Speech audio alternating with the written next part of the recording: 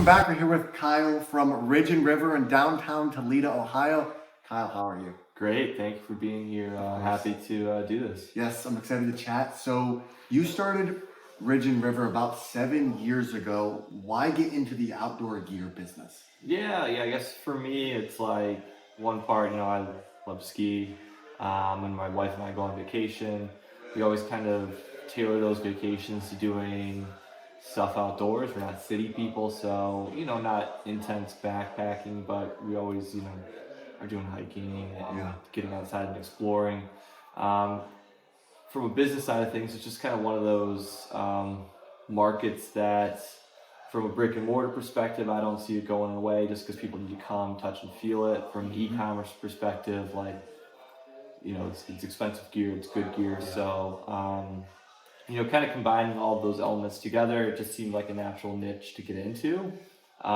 Through trial and error, kind of carved out, how that looks. But for me, it's, one part, enjoyment in, pieces of the outdoor world, and two, just from, market opportunity, the outdoor gear industry did seem pretty interesting.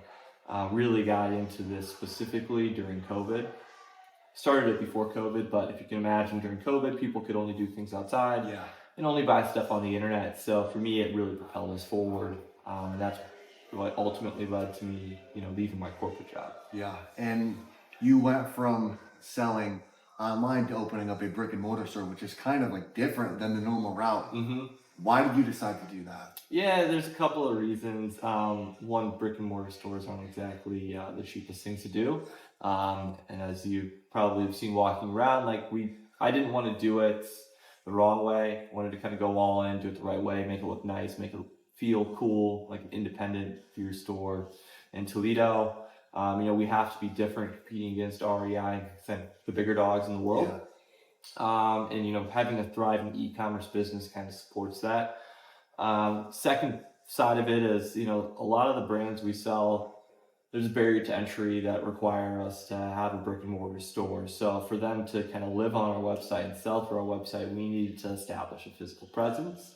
So it made sense to open a store, and through this first store, learning a ton about retail because I didn't have a ton of experience there, operating a store, bringing in the right talent, and the goal obviously being to pull a profit here is, now there's a strategy of having, multiple stores and what that looks like from a geographic perspective. Yeah. And for someone that's looking to open their own brick and mortar store, how do you think they should begin that process? Oh man, it was a lot. Thankfully, we brought in the right people. So we hired a developer, we hired a design agency to build out the design. A lot of the e-commerce systems we have built kind of integrated really well into a brick and mortar store. You can totally bootstrap it, do it all yourself, do the permitting. I'll be honest, we hired out for all of it.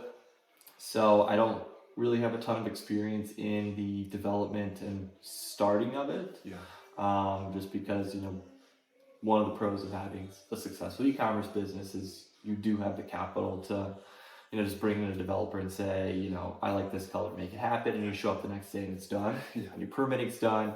I recommend going that route. You'll pay a little bit more, but it isn't as much as you think. Typically, developers just take a percentage of your build spend. So let's just say theoretically you wanted to spend $100,000 to build out your space. They typically will charge 10%, so you're paying them $10,000 to do everything. They place the orders for material, they do the change orders, they work with the subs, they work with the city. For the amount of hours that went in over the 8-month process to do this, it was the best investment we could have made because I could focus on running our e-commerce business and just know this was taken care of. That's probably the best answer I have is if you have something going already, I would recommend hiring out just because they can be able to do it faster, better, more than likely cheaper, and then you can continue to focus your time on really, building and growing your business. Yeah, and you make a good amount of your money from selling hats. Mm-hmm. How did this opportunity come about for you? Yeah, it just kind of worked out. One of our reps in the outdoor gear space also repped this blank hat brand And he had seen our warehouse, knew what our operation looked like, and just kind of he recommended trying it. I think we ordered a couple hundred hats and sold through it, and it's since grown. Since then, now at our warehouse, it makes up about probably 35% of our square footage there, in terms of what that space takes up. The other 65 being gear.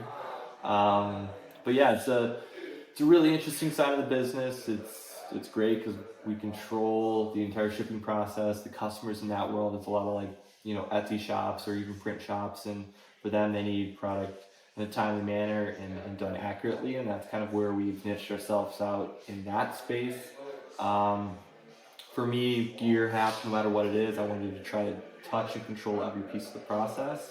At one point, we did outsource, but when you outsource, you're trusting someone else to do it to your standards, which that's never going to happen, and that's something I carry for my employees. Like, if I expect something to be done 100% in my mind, I should never expect an employee to get there. They don't have the passion, they don't care as much as me. And that was the same aspect of outsourcing. So bring everything in, we touch and feel every product we sell.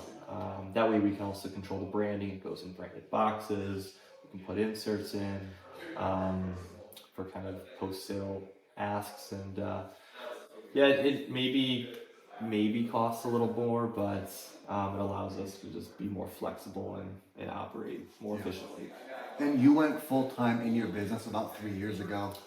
What was that transition like, and what is one lesson that you learned along the way? Yeah, it was quite the process. So I talked about it. So we really kind of took off during COVID. At the time, I lived in the Washington D.C. area.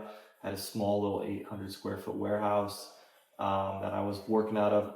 Also working out of my 800, 900 square foot apartment. Boxes everywhere, product everywhere. Um, but then once COVID happened, obviously like business took off. We couldn't do anything in the Virginia or DC area because it just couldn't do anything. So we knew we wanted to moved back here. And the one thing with buying a home is they like to see proof of income. So I stayed with Owens Corning up until basically we got that mortgage approved and moved in. I had the W-2 enough to prove it, make the bank happy, and then left my job. One book that I read during the process was called Jump Without a Parachute. Good read, just kind of preparing you for leaving the corporate world into yourself. But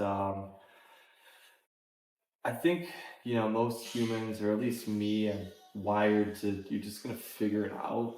Um, you know, you can most likely always go back and find another corporate job. I mean, Yeah. like if you mitigate like your expenses on a monthly basis, like even if you had to go work at retail store at the mall or flip burgers at McDonald's for 13, $14 an hour, that's always the worst case scenario. But in that scenario, you're still not you know losing your house or losing your car, or like not being able to make ends meet. Because for me, I mitigated expenses as much as I can. Live below your means, you can do whatever you want. So yeah, it's a little bit of like you're gonna figure it out. There's gonna be hurdles.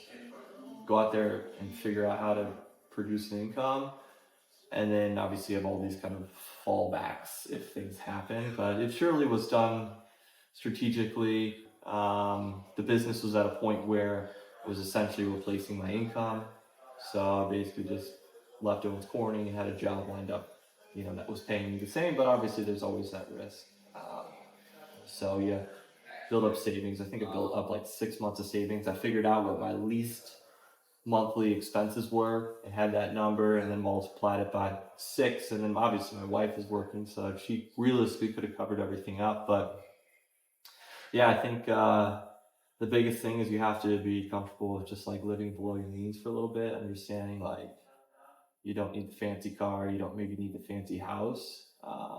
For me, I don't have a boss to report to Yeah. anymore. Like, I work for myself. I have so much freedom, and that's worth more to me than you know having a nicer car. Now, granted, if you build a successful business, that will come in time if that's what you want. But yeah, I think that's the biggest thing is just believe in yourself. Know you're probably going to figure it out, and then create scenarios that don't create a lot of stress. Yeah. And a big mortgage, Yes. and not being able to produce in your business is going to create a lot of stress and maybe result in you quitting earlier than you should have.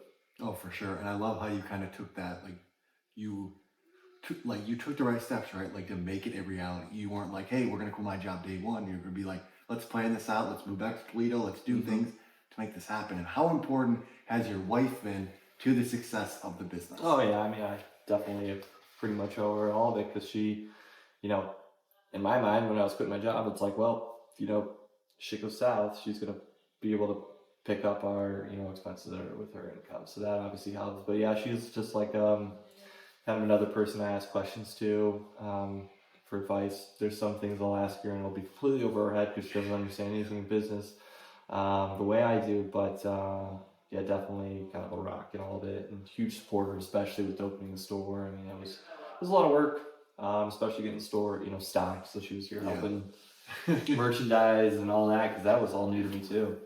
Yeah, that's incredible. It's important to have those people like in your life that are there for you and that are willing to do the not fun stuff. Oh, like stocking shelf isn't the most fun thing to do. So she came in and she did it for you, and she was like I'm here to support. And what is one thing in your life that you wanted to do that you just haven't made that leap to do? There's certainly a few things which those are always back of the head business ideas. I don't know. I think I hold some of that stuff tight to the chest. Yeah. I'm kind of a believer in kind of keeping your goals a little quiet, and then kind of jumping out there and making it happen. Trying to think of something. Honestly, I don't think I have anything for you. No, No. nothing. No, life stuff. Like I really want to go parachuting. Or No, we did something crazy this past year when we were in Switzerland. We did paragliding where we just ran and jumped off the side of a cliff. That was pretty badass. No, nothing too crazy. I guess the biggest one is we lease a warehouse right now. I'd like to buy our next warehouse. Instead of writing a check to my landlord, I'd rather write it to myself. But yeah, nothing too crazy at the moment. Yeah, I have 2 more questions for you. Totally. If you could have dinner with 2 people, one person from the past and one person from the present, who would it be and why? I think that's the present one's pretty easy for me. I think it'd be Mark Cuban. Super smart business guy. He succeeded in the kind of the dot-com boom, and just seeing him do interesting investments throughout his career and just listening to him talk is really just kind of mind-blowing on his perspective on everything. Slight competition for his seat would be Gary Vaynerchuk. Yeah. He's a really interesting dude. Has some crazy theories in the world of marketing, just people and getting out there. I mean, I love his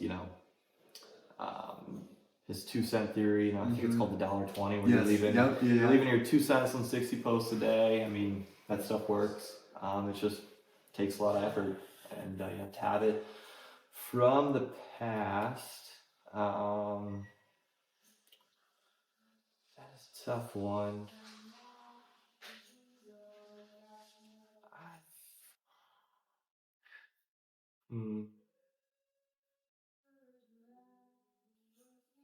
Never thought about that, so that's a good question.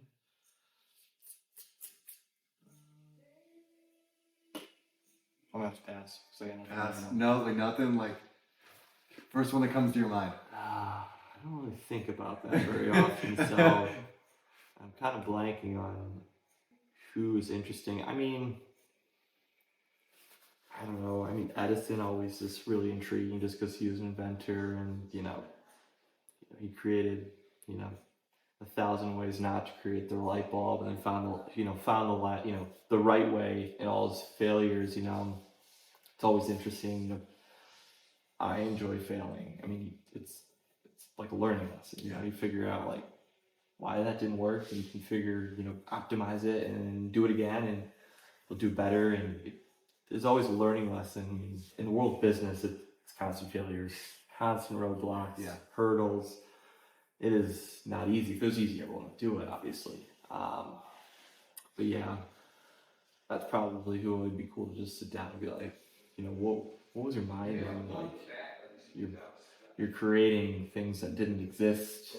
That's where I would like to get to. Is anybody can theoretically create an outdoor gear store, but it's like creating new brands and new products, and um, in that sense is maybe where we go next. Yeah, I like it. And I have one more question. Cool. Why did you decide to partner with us and offer the discounts? Yeah, I think it's interesting just from the world of crypto and really what's going on in that space has always intrigued me. For us, partnerships is a great way to grow. One, typically it's pretty high ROI with a pretty low cost. So from a business marketing perspective, it's kind of a no-brainer. But yeah, there's within your community, there's people that can utilize stuff we sell. Whether or not you're in the outdoor gear space, the apparel is fantastic. Yeah. Office to trail to bar, bar to trail, trail to bar. I mean, it's all congruent. So, whether or not you think you're an outdoors person, we can realistically apply to anybody. But yeah, I think that's ultimately why. I mean, for me, it's like the more partnerships you can have, the better. Just because it allows us to really just kind of build a relationship in areas maybe we typically wouldn't, or with people that aren't maybe involved in the outdoor gear space, and through partnerships with groups and people and organizations, we're able to kind of piggyback off of each other. To whether it's grow our businesses, grow our message. There's so much you can do with that stuff. Yeah, I like it. Well, that's all the questions I have. How can people find you, and what is one thing you want to leave people with? Yeah, so best way to find us is ridgeandriver.com. And then on socials, it's Ridge and River Gear or Ridge and River. It just depends on which one's available or not. And yeah, I guess last message I would leave is, support your local businesses, whether it's, us or somebody local to you. The big corps don't care as much. Yeah. And I guarantee you'll get better service at your local shop. So support small. It goes a long way. And it's kind of like the backbone of America's businesses is small town retail shops. Yes. Well, Kyle, thanks for coming on. I appreciate it, man. Thank you. Totally, of course.